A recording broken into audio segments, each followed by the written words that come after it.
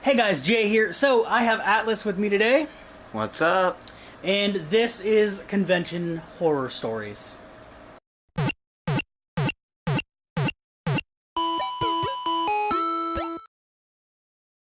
First off, before we begin, there is some noise outside. I don't know if you guys can hear it or not, and the AC is on, so it's hot as crap in here. So we just left that on. So it might pick up in the microphone. Summer in the Pacific Northwest. Yeah, pretty much.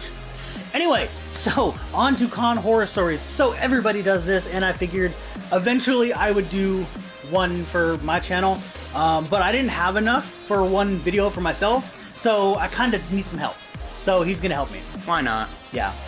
Anyway, so we tried to record this earlier, and it got kind of screwed up. So he already knows the secret that I was gonna have him go first. So he's gonna go first. Still a bit of a surprise, but at least I'm ready this time.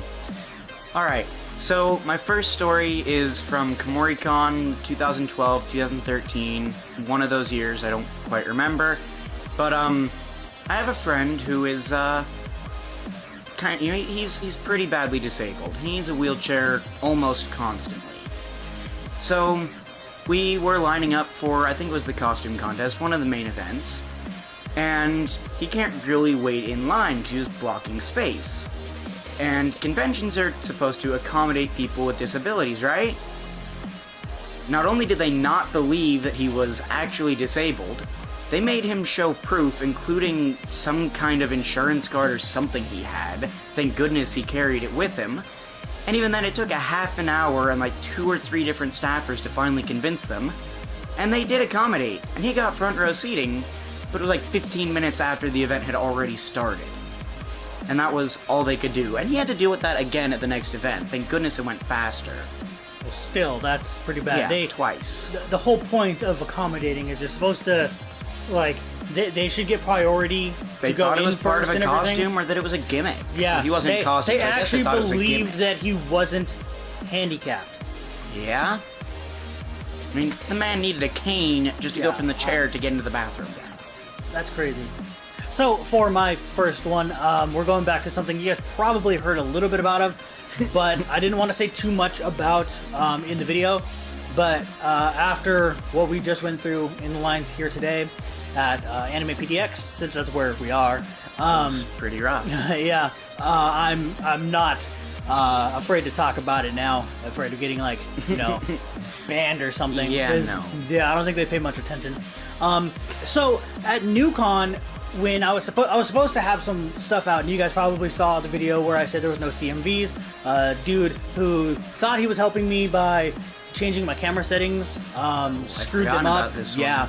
I ended up fixing them, actually. So You did finally. yeah. Cool. So I learned how to use my camera a little bit better, and my settings are changed back to normal, and I know how to do it now. But the point is everything looked really bad, and things like that. So you guys don't have really footage of what happened, but when I went to go get my press badge, me and him were waiting in line. We were literally in line for pre-reg, and there was no signs, no nothing, and we didn't know where anything was, and we're just like, well, where do we get badges at? And they're like, oh, over here.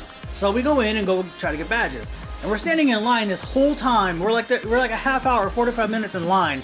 We finally get up to the desk, and we're like, oh, we're pressed, and they're like, oh, you gotta go over there? Yeah. Not cool. What?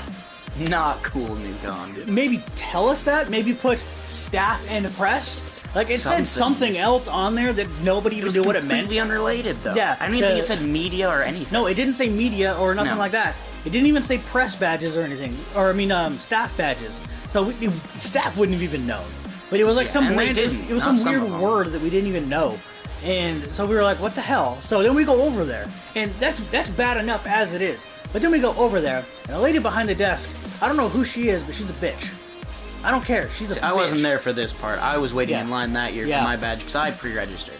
I didn't know you had the press badge. He accidentally pre-reg. But so I was waiting at the desk, and she was pretty much like, well, we don't have your badge.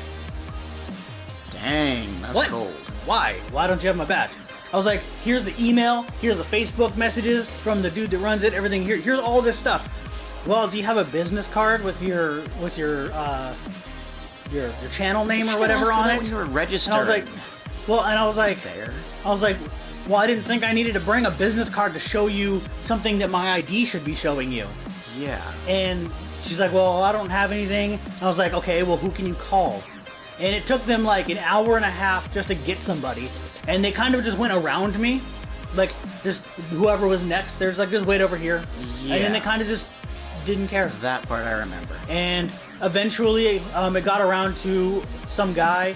And he was actually the one here at Anime PDX. Thank goodness. Getting us our badges. And the two that were here actually remember us from NewCon. So, like, they didn't even want our IDs or anything because they remembered us and they remembered the hassle. And they're like, no, we don't even care.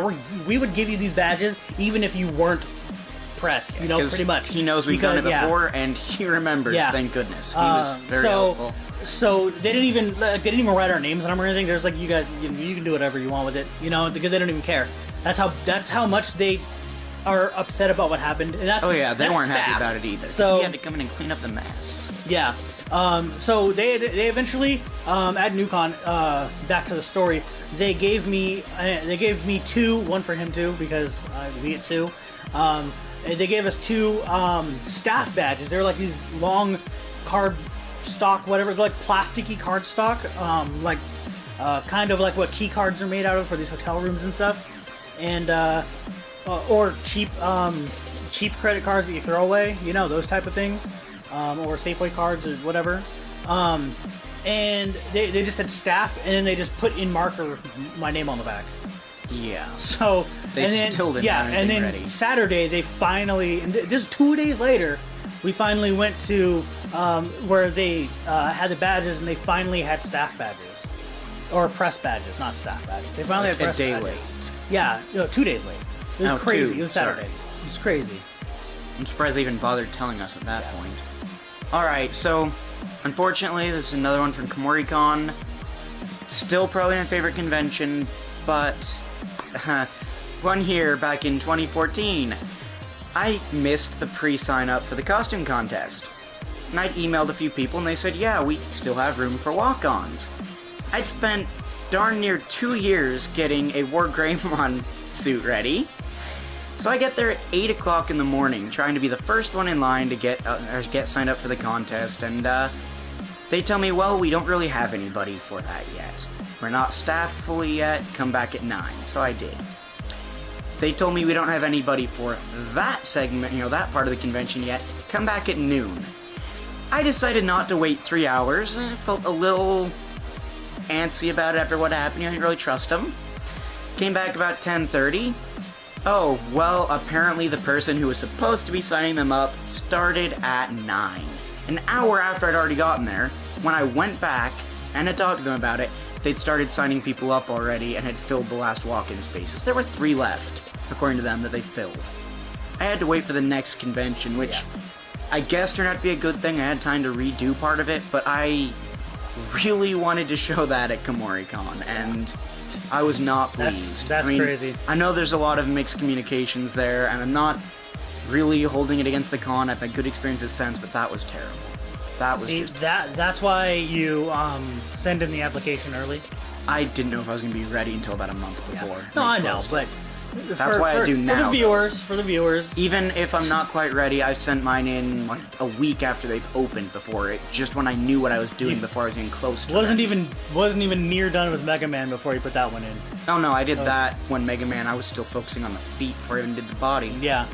So, he knew he was going to have it done in time, so he just decided I still cut it close. Yeah, cut it really close. Like that canon took up to like a week before, maybe. Yeah, that was pretty fun. But yeah,